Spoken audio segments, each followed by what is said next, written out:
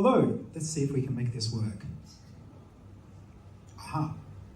Hi, I'm here to talk to you about Ciguatera, a tropical disease that most people catch by eating fish contaminated with a poison that historically has been used to brainwash people into believing that they're zombies. It's a poison that can damage your brains. It can hurt your memory, your speech, and make you very, very suggestible. Or so I'm told. So it must be true. The literature says that Ciguatera fish poisoning, like pregnancy, can sometimes be sexually transmitted.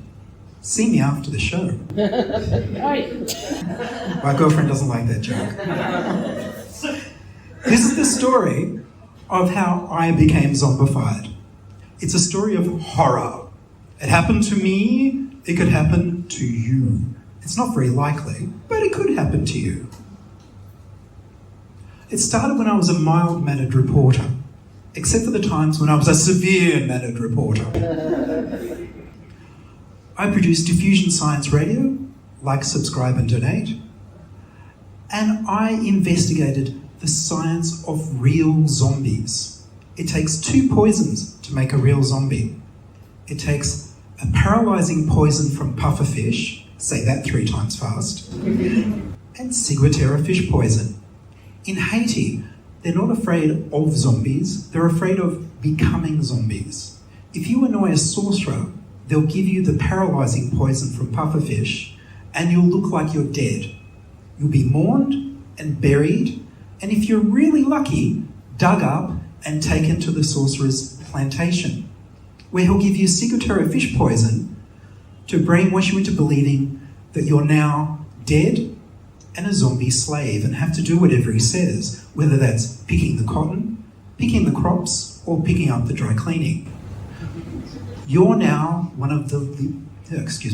you're now the living dead, or as they prefer to be called, the alternatively alive. So now we come to the zombie in the room. Hollywood would have you believe that zombies must eat brains. But eating brains is entirely optional.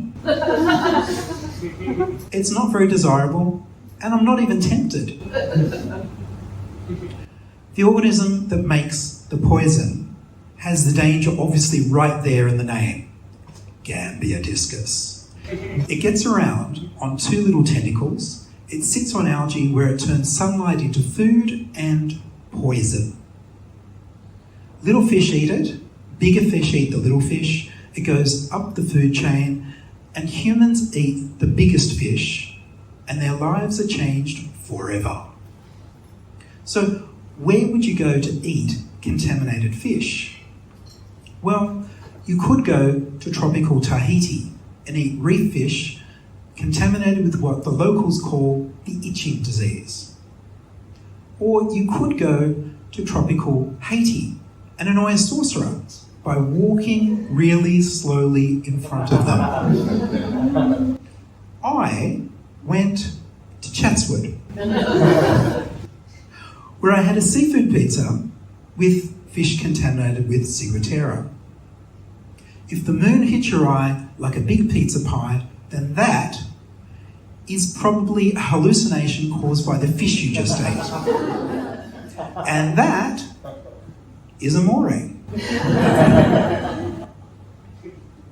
In the comic book world, this would be the point where I gained superpowers, where I would become Zombie Fish Man. Of course, this is the real world, so it looked more like this. Like a goldfish, I had few words, mild aphasia, and I forgot everything. So, what's a tropical disease doing in Chatswood?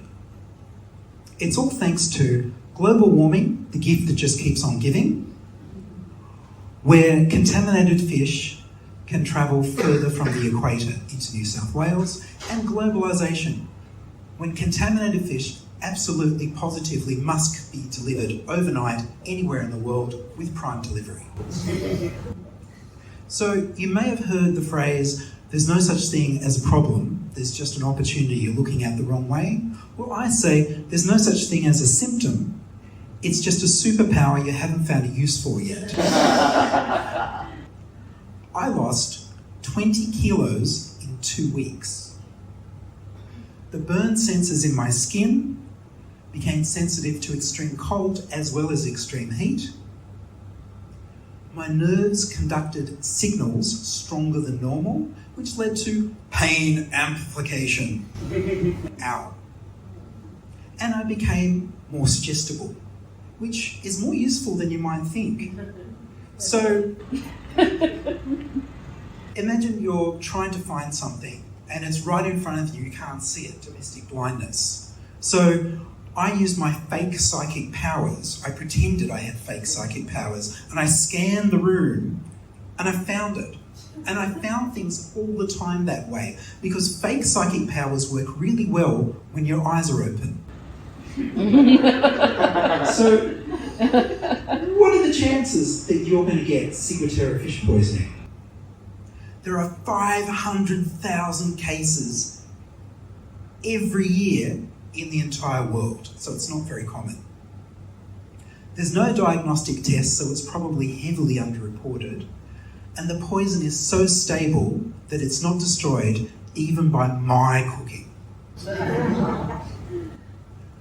Ciguatera fish poisoning, long COVID, and myalgic encephalomyelitis chronic fatigue syndrome are all ion channel diseases, and they all have an overlapping group of symptoms. Try not to collect the set. So they're not well funded and you need treatment.